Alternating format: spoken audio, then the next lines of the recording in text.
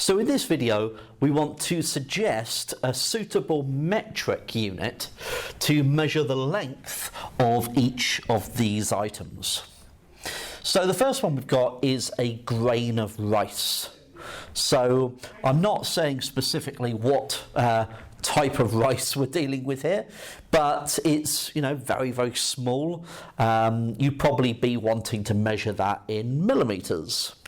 Okay, so millimeters. With a calculator, yes, you could measure it in millimeters, but you're going to break out into several centimeters, aren't you? Okay, so here's a calculator. You're going to break out into several centimeters, so it makes sense to measure that one in centimeters. So, as I said with the video on maths, there's nothing stopping you from measuring a calculator in millimeters, but it makes more sense to measure it in centimeters. So a bus you could measure in centimeters. You could measure it in kilometers, but it would be a bit strange if you said, how long is that bus?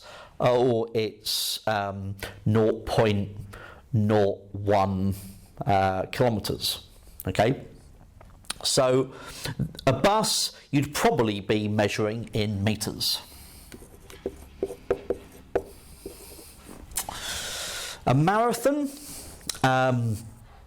what's that? Just over 42 kilometers, a full marathon.